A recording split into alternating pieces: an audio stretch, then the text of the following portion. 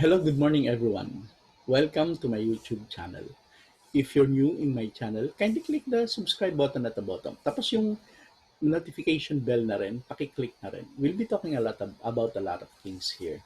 And this time, we're talking about the 21 Irrefutable Laws of Leadership ni John Maxwell. This is the second episode and we're now talking about the law of influence. How important is influence when it comes to leadership? Let's talk about it.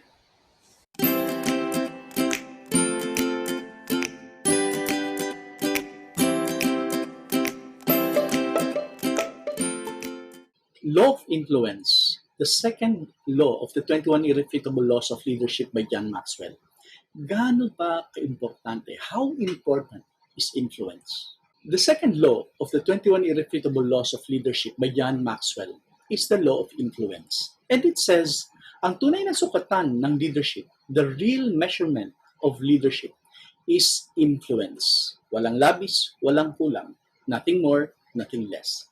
And it's all about influence. What is influence? Ano bang influensya? It is your ability to bring people into your own fold, to let them see from your mind's eye what things are and how things are. So it's your ability to bring them to your fold. Let's talk about it. Firstly, John Maxwell talks about the 5 myths of a leader. And what are these myths? He says there are 5 leadership myths: management, entrepreneur, knowledge, pioneer, and position. We'll talk about it one by one. First is the management myth. Remember, this is a myth, meaning this may not be true. Some people will say, no, that's real, that's true. But for John Maxwell, hindi totoo ito. Okay, the first is management myth. What does it say? Management myth says that if you're part of the management, if you're up there in the organizational ladder, then you are a leader. Now, John Maxwell separates the two, the management and the leader. And although for some people it's one and the same, but for John Maxwell, it is different. A manager focuses more on the process, planning, organizing, and controlling, whereas a leader focuses more on handling people. That's why in organizational structures, we have what we call the team members or the rank and file. Then we have the manager of people or people managers. That's the supervisory level. Then the next level, the managers. We call them the manager of managers. Okay, so you are managing supervisors who are managing people. But there are also position titles that we call process managers, meaning you're managing not people, but simply a process in the organizational structure. Like, for example, the company lawyer may not have people under him, but in terms of level, he's in a managerial position, managerial level. So the management myth says that it doesn't follow that if you're part of the management, if you are a manager, then automatically you are already a leader, because management focuses on the process, whereas leadership focuses on people. So you may be good in processes, but fail in terms of leading people. So it is not true that if you are a manager, automatically you are a leader. The next is about entrepreneurship, the entrepreneur myth. What is he saying about this? He's saying that entrepreneurs are good in finding money or looking for ways on how to earn more. But in terms of managing the entire process, the entrepreneur may not be very strong at that, especially on leading people. Because, like for example, I know how to cook. I know how to cook adobo. I'll probably be the best cook of adobo in the entire world. Now, can I make a business out of it? If I do make a business out of it, well, probably I'll be able to sell it. But if I scale it up, make it big, I will need people under me. And people, for me to be able to make them follow me, they will need to be led. So, as an entrepreneur, I may be able to build a business. But as a leader, I need to gather people and bring them to my organization so that we can all run the organization. So not because you're a business person, automatically you are a leader. Some business people some entrepreneurs, if they cannot handle people under them, they simply hire. I'll get a good leader to handle the people for me, so that I can focus more on running the entire business. Although running the entire business there means it's on the technical side. The people side, I can get somebody to run that for me. Next is the knowledge me. Do you need knowledge for you to be able to run or to become a leader? Again, this is not true. And I know this for a fact. Because I have a friend. The name of a friend, well, she was my colleague before at Dell. And during that time, when we were at Dell, her name then was Tet Dimar. Right now, she's already called, her name is already Tet Canlas. She already got married to another friend of mine. Well, Ted is the head, the president of an organization. It's an accounting firm. So, what do they do? Of course, accounting work. Question: if you're the head of an accounting firm, you need to be an accountant, meaning you have knowledge on accounting functions. And especially if it's accounting, there has to be signatures that need to be signed by the accountant. Do you need to be an accountant? Well, in her case, no. Why? Because if there's a need to be to sign documents or to really go audit an organization or some individuals, she has accountants to do that for her. But for her, being the president, she doesn't need to focus on those nitty gritties.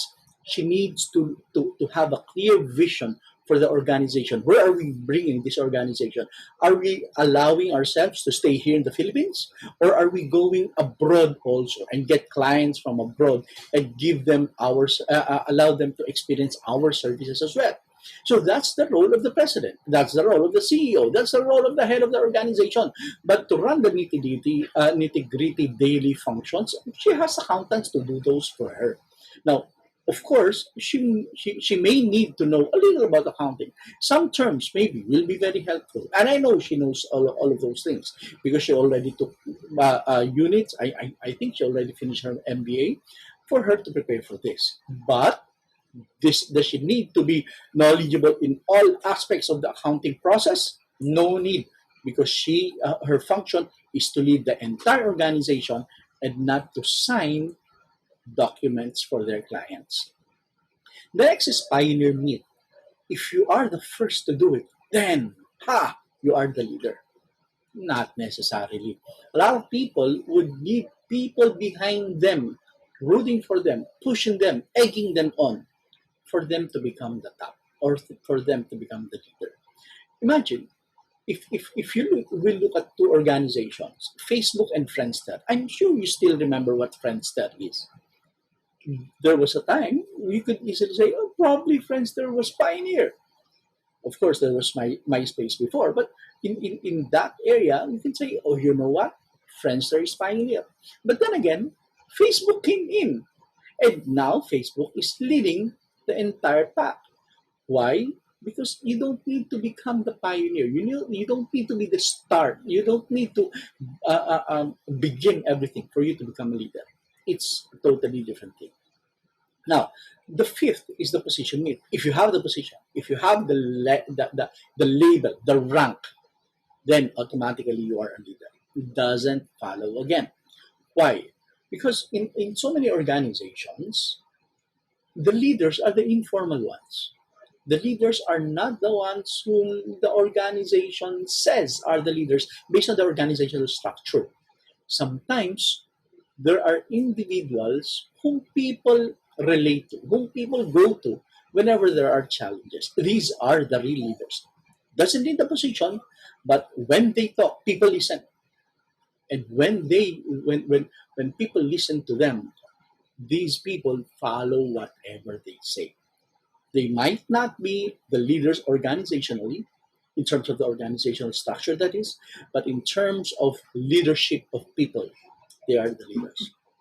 A true leader can command not only when standing front and center, but even while seated back and corner. So you don't need to be in front of people for you to be called a leader. Even if you're seated at the back, even if you're in the sidelines, if people follow you, then you are a leader. Just like in the movie industry, Who is the leader? The actors, actresses, the script writer, the boom man, the sound man? No, it is the director. He's directing everything. He is the leader of the entire movie. But can you see him? Of course not. Can you hear him? Of course not. Because his presence is not in front of the screen, it's at the back of the screen. But he tells everyone what they need to do, when they do it, and how they do it. So you don't need to be in front to become a leader. Even if you're seated at the back corner, you can still become a leader. Now, if this is the case, what are the factors now to become a leader? Okay, let's look at this. First, John Maxwell says character, who they are. What is your character? Who are you? What's your background? The most critical part when it comes to character is integrity. When you say something, do you follow through? Do you really do it? Or do you promise a lot of things just to get people to follow you for a while, but drop the ball in the middle of the game? Who are you? What is your character? So, if you want to become a strong leader, character directly is connected to integrity. Do what you say and mean what you say. If you promise people something, then do it, whatever it takes. Next is relationships. Who do you know? Remember, I mentioned a while ago that there are formal leaders, the ones in the organizational structure, but there are also what we call informal leaders. These are people, these are individuals people follow simply because they have strong leadership capabilities. Now, if you when you go up the organizational ladder, you must know a lot of people, and these people are individuals who are strong and leaders as well, and you will need them by your side so that you can push whatever you want in any organization. You can bring the organization to a direction where you want it to go. The next is knowledge. To a certain extent, you need to be knowledgeable about something. But remember, in the myth, I told you that there's the knowledge myth, that you don't that it is not true that you should know everything. Here in knowledge, it's about what you know. In terms of my example a while ago about Ted Canlas, yes, she's not that much knowledgeable when it comes to all the facets of accounting functions, but she knows how to lead. That is her knowledge. And in the position of the president of the organization, knowledge is not about the nitty gritty. Knowledge is about knowing how to move the organization forward. So, in that case, what they know, what she knows how to lead. Next is intuition. In decisions that we make in organizations, of course, we'd like to have to know every little detail first before we decide. But that never happens. That's why General Colin Powell said that when it comes to making decisions, if you have 70% of the data in your hand, if you know 70% about it, go with your gut. And that's intuition. Go with your gut. Of course, there might be some mistakes that that you commit along the way, but that's okay, so long as you made the decision. Because the best decision is a decision, not simply saying, I will study it. I will want to know everything about it.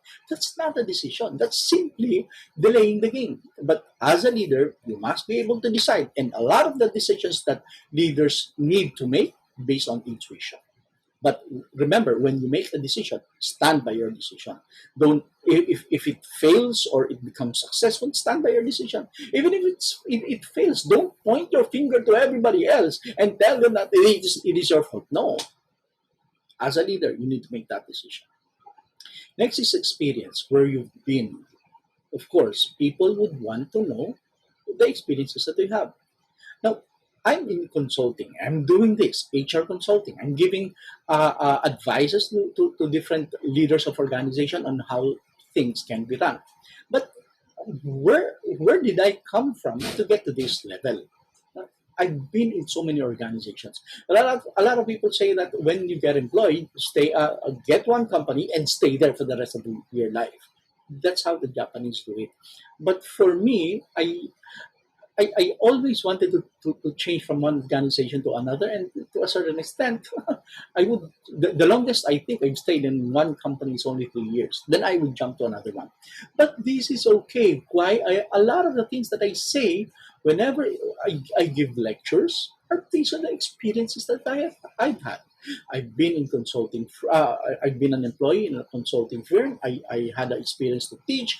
I put up my company. In fact, I put up several organizations. I've had a chance to become to become part of an event organizing company. A lot of these, and my clients would want to know things that I may know because I've gone through these different experiences in the past. That's why I can give an advice or two because I've done it before. That's experience.